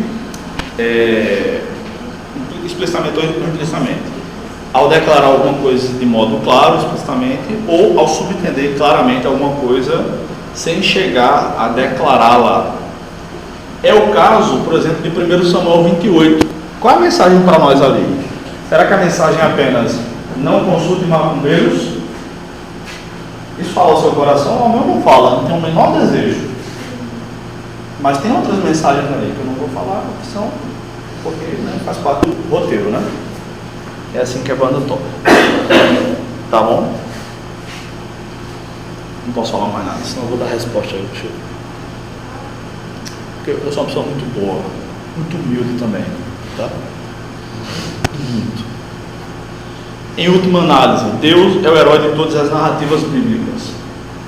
Claro, nós podemos pregar mensagens biográficas, mensagens sobre a vida de personagens bíblicos e tal. A gente faz isso, não tem nenhum problema. Contanto que este camarada não seja o grande herói da história. Eu tenho alguns personagens bíblicos que eu gosto mais. Eu acho que não é pecado isso não, tomara que não seja, né? Por exemplo, Barnabé, eu gosto muito de Barnabé, da história dele, tem um sermão sobre ele, estou escrevendo um livro agora sobre os dons, falo sobre ele, enfim. Mas o grande herói das histórias bíblicas é Deus. Abraão foi homem de fé, saiu sem saber para onde ia, foi, mas a glória não é dele, é de Deus. José, que menino ousado, foi para o Egito, não se desviou do Senhor, tal, é um exemplo para nós. Mas o herói da história é Deus. Davi foi um grande conquistador, derrubou Golias, matou urso, matou leão, matou Urias, matou todo mundo, meu amigo. Foi. Mas o grande herói na vida de Davi foi Deus. Não foi a funda, não foi a sua própria habilidade, tudo isso vem de Deus. É bom que a gente tenha isso em mente, sobretudo quando nós estivermos fazendo a aplicação do texto bíblico para nós e para outros, tá? Porque senão a gente vai dizer, vai colocar esses camaradas no lugar de Jesus, no lugar de Deus, durante a nossa exposição. Nossa, que homem tremendo, que coisa preciosa, fez isso Paulo e tal. Se Paulo fosse receber dinheiro por direitos autorais em culto de missões, então, né, só daria Paulo. Sim, mas quem foi Deus na vida de Paulo, né? Aliás, quem foi que fez aquilo todo? Ele mesmo disse, não eu, mas a graça de Deus em mim. Foi Deus operando na vida dele. É Deus que opera na nossa vida também, né? Ok? Bem, gente, vocês querem falar alguma questão aqui? Até agora? Posso continuar? Eu quero ver com vocês um pouco sobre os salmos ainda. Nós temos alguns minutos, vale a pena. Ok. Princípios sobre a interpretação dos salmos. Primeiro, precisamos ter consciência de que a poesia hebraica, pela sua própria natureza, era dirigida, por assim dizer, à mente através do coração. Isto é, boa parte da linguagem é intencionalmente emotiva. Devemos, portanto, tomar cuidado para não colocar demais exegese nos salmos, vou explicar isso, a ponto de achar significados especiais em toda palavra ou frase, onde o poeta talvez não tenha objetivado nenhum. Ou seja, em língua portuguesa, isso quer dizer o seguinte: vamos interpretar o salmo como eles são, poesia, sabendo que é um livro cheio de figuras de linguagem, conforme nós já vimos, as figuras de linguagem, tá? Então, as figuras de linguagem trazem uma mensagem por trás daquilo, elas não são a mensagem. É preciso que nós saibamos interpretar aquilo ali, tá? Quando eu falo aqui, eu estou tirando isso aqui do Intento Suquilês, portanto devemos tomar cuidado para não colocar demais exegese no salmo. Não quer dizer, de maneira alguma eu estou querendo dizer aqui, olha, cuidado, não interprete muito o salmo, não é isso. Eu estou dizendo para não colocar peso demais sobre uma palavra, sobre uma expressão, tá bom? Será que vale tudo isso? Essa expressão vale tudo isso? Por exemplo, eu vou dar um exemplo aqui de colocar muito peso numa palavra. Ontem mesmo eu estava pensando sobre isso. Se vocês tiverem mais exemplos, por enquanto só estou lembrado desse. O mapa mundi aparentemente parece um quebra-cabeça separado, né? Essa parte aqui da costa brasileira dá para encaixar com a outra parte, a parte leste da África, e dá para juntar assim, a maior parte do mundo se encaixa, não é isso? Então alguns defendem a Pangeia, que Deus teria criado um único continente, né? E justificam isso, muitos criacionistas, em cima de um plural, ou de um singular, melhor dizendo, na Bíblia, de que diz assim, que Deus fez aparecer a porção seca. É até possível que isso seja verdade, tá? Eu realmente considero a possibilidade. Só um continente, e aí por causa dos abalos, sobretudo depois do dilúvio, porque o mundo é outro depois do dilúvio. Mas colocar toda essa informação em cima de um singular é o que eu estou dizendo aqui, é colocar muito peso em cima de uma expressão. Será que o propósito do texto é dizer isso? Que foi o único continente que Deus fez aparecer? Não, o propósito ali é dizer que Deus fez surgir a terra. Agora, como era, com base nesse singular, é colocar muito peso sobre a expressão. Entenderam? É peso além do que o autor bíblico pretendeu. Ok? Então, cuidado para não fazer isso com os salmos. Colocar muito peso. Tá? Bem. Eu quero mostrar um vídeo para vocês, se vocês me permitem. Só um minutinho. Rapidinho. Eu ia mostrar isso mais cedo, acabou passando. Vamos em caixa de som. O meu computador não presta as caixas, mas não vai fazer diferença não, tá?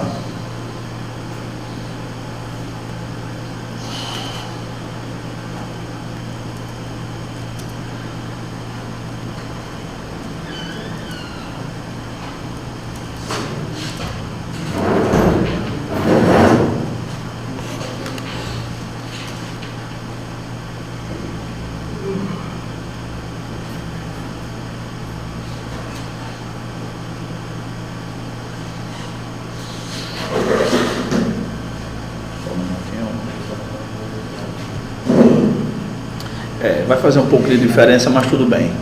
Depois vocês olham em casa, é um vídeo rapidinho. Ilustra aquela passagem que nós analisamos quando vimos sobre o contexto de João 10, né? O pastor, o ladrão, as ovelhas ouvem a minha voz e tal. É interessante, viu?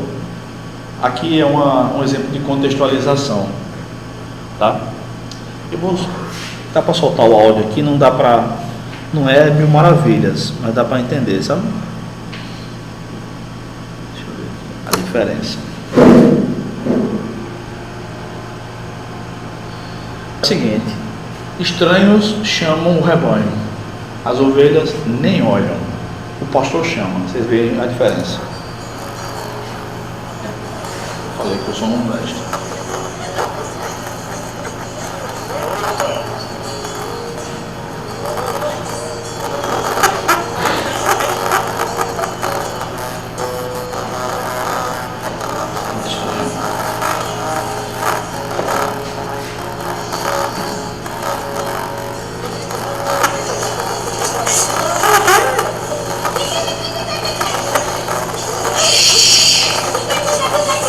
Levanta a cabeça, não é moral, né?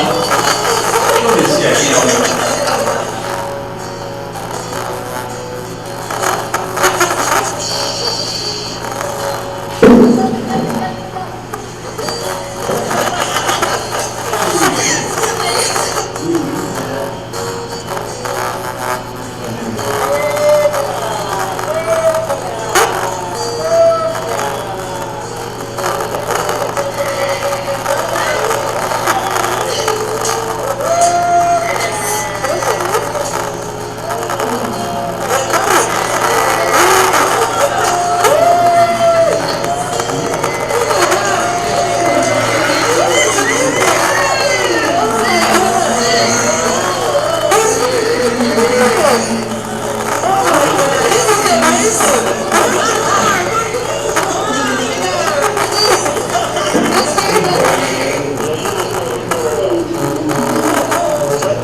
Aqueles outros ali são aqueles que não vêm por amor, vêm por dor, né?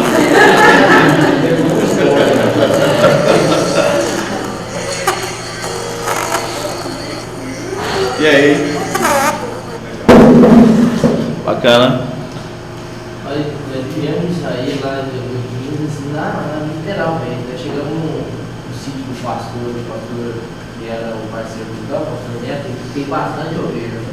Aí eu e a minha filha fomos lá ajudar ele, mexer com as coisas lá. Quando nós começamos lá no fundo, ele que entrar lá no fundo para chamar ela, né? Aí nós entramos e começamos a chamar, né?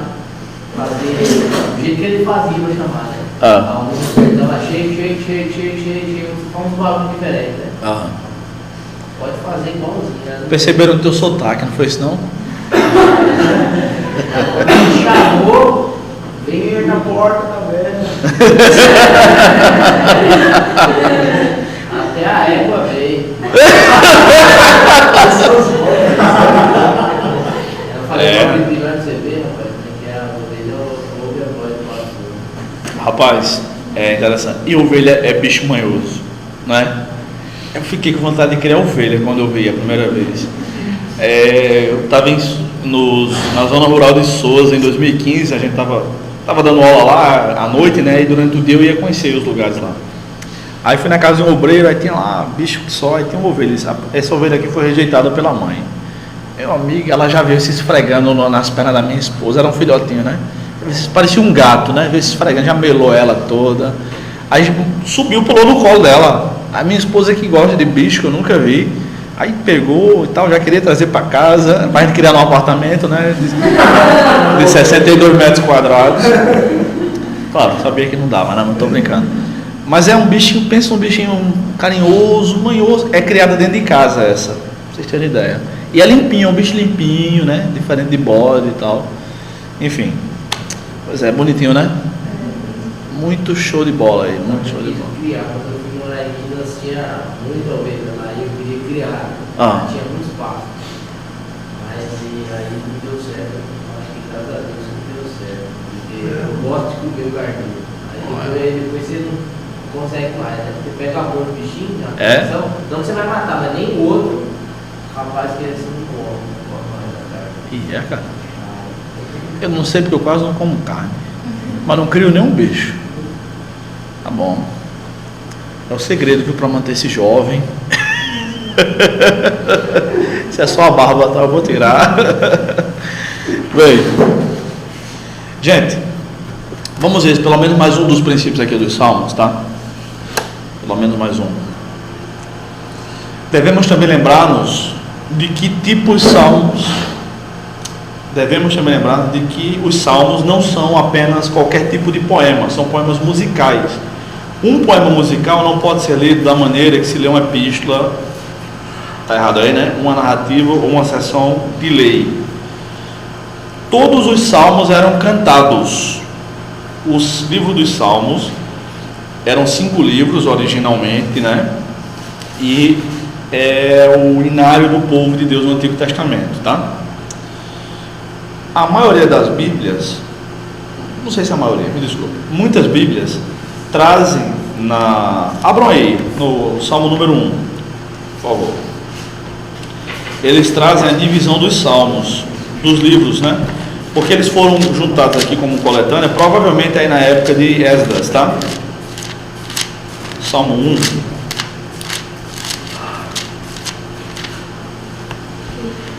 Essa Bíblia aqui que eu estou usando diz a divisão. Aí diz Salmo 1 ao 41 na qual não diz. Cadê? Para eu poder explicar. Suelen, aí diz. Desculpa, Suelen, você.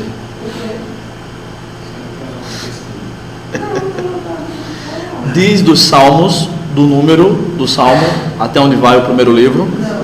Midian. Sabe? Alguma Bíblia não diz. Não diz, mas aquela diz primeiro livro, aí no 42, segundo livro. Pronto, aí só chega lá, né? Ariel, aí diz na sua Bíblia. Hã? Tudo bem. Então veja só. Eram 5 livros. É do 1 ao 41, do 42 ao 72, do 73 ao 90, aliás, ao 89, do 90 ao 106 e do 107 ao 150. São 5 livros. Todos os salmos eram cantados e na tradução a gente perde a melodia, perde a melodia não, perde-se a métrica musical, a métrica, tá? Então a rima, o tipo de rima dos salmos tipo de rima da poesia hebraica é diferente da nossa, tá? O tipo de rima geralmente é em torno dos paralelismos. Os paralelismos, onde a segunda sentença está relacionada com a primeira, ou repetindo por sinônimos. Os céus proclamam a glória de Deus, Salmo 19:1. Segunda sentença, o firmamento anuncia as obras das suas mãos. É paralelismo sinônimo ou sinonímico. A segunda expressão diz exatamente o que a primeira diz, por sinônimos: céu, firmamento, anuncia, proclama a glória de Deus, obra de suas mãos, tá? Ou por paralelismo sintético, onde a segunda expressão vai resumir o que a primeira diz, ou por paralelismo antitético, onde a segunda expressão vai dizer o contrário da primeira. Isso tem no livro dos Salmos, tem nos Provérbios e tem nos profetas, sobretudo em Isaías. Isaías usa muito isso. Isaías canta, né? Isaías capítulo 5 é uma canção.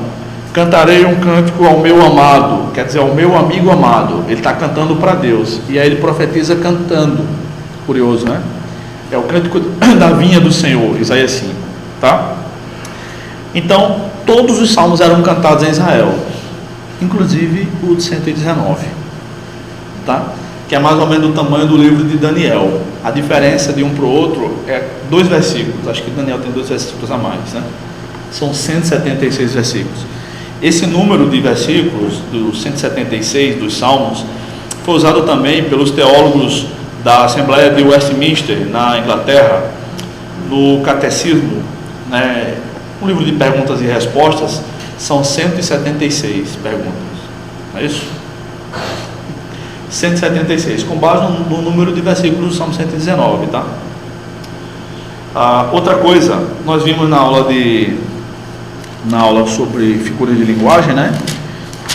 Essa peculiaridade aqui do Salmo 119, abram aí, só para a gente recapitular e para a gente encerrar. Essa questão das letras do alfabeto hebraico, né? O Salmo 119 é composto de estrofes de 8 versículos cada, né? E todas as estrofes, todos os versículos, melhor dizendo, da primeira estrofe começam com Aleph. Lembram? Depois com Beit, Gimel, Dalet e por aí vai. Interessante, né? Deve ter dado um pouco de trabalho compor esse salmo aí, né? Mas foi para Deus e foi inspirado por Deus. Outra coisa curiosa sobre os salmos é que os salmos são palavras dos homens dirigidas a Deus, que são palavras de Deus. Isso acaba confundindo, por exemplo, João Calvino interpretou, primeiro em Genebra, o culto, quando ele estabeleceu o culto em Genebra, não tinha música. Ele achava que devia ter oração e pregação. Depois ele sai no exílio, volta para Genebra, e onde ele passa a maior parte do tempo, né, na segunda vez em Genebra. Aí não, Teodoro Beza dá umas ideias a ele, e ele institui música nos cultos também. Só que ele adere à ideia da salmodia. E a ideia da salmodia é o seguinte: nós só vamos cantar, isso começou com Calvino, tá? Nós só vamos cantar nos cultos salmos, porque apenas, esse é o argumento de Calvino, apenas os salmos porque são palavras de Deus, são dignas de serem cantadas para Deus, nada de composições contemporâneas. É um erro, foi um erro de Calvino, e algumas igrejas têm adotado a salmodia hoje em dia, infelizmente, tá? Poucas igrejas, mas têm adotado, porque a Bíblia não tem só os salmos como música. Em primeiro lugar, tem o Cântico de Moisés, tem outros cânticos no Antigo Testamento. No Novo Testamento tem música pra caramba. No Apocalipse tem música. A Bíblia diz: cantai ao Senhor um cântico novo, incentiva a composição. Muitas músicas são com trechos bíblicos e o golpe de misericórdia. Em nenhum lugar na Bíblia diz isso que Calvino disse. Foi um argumento propriamente dele, tá? Em nenhum lugar da Bíblia diz que a gente não pode cantar outras músicas para Deus. A gente não pode compor. em nenhum lugar, tá bom? Então é um argumento inválido por isso, porque a Bíblia não sustenta isso. Infelizmente, algumas igrejas têm adotado esse estilo de salmodia. Na minha opinião, se esse argumento for levado a sério, nem pregação deve haver também. Porque já que as nossas músicas são palavras nossas dirigidas a Deus, a pregação é o quê? São nossos comentários sobre a palavra de Deus. O correto seria, então, eu apenas ler a Bíblia e fechar a Bíblia e dizer amém, com base nesse argumento, tá? São coisas que a gente precisa levar em consideração, refletir um pouco antes de se posicionar, tá? Bem, queridos, espero que Deus tenha nos abençoado ao longo dessas duas disciplinas, esses dois módulos. Espero ter podido contribuir de alguma maneira para que a interpretação de vocês melhore, para que a minha também melhore. Espero que Deus nos abençoe ricamente. Agradeço a amizade de vocês e foi isso, tá? Que Deus nos abençoe, tá bom? Por hoje é só.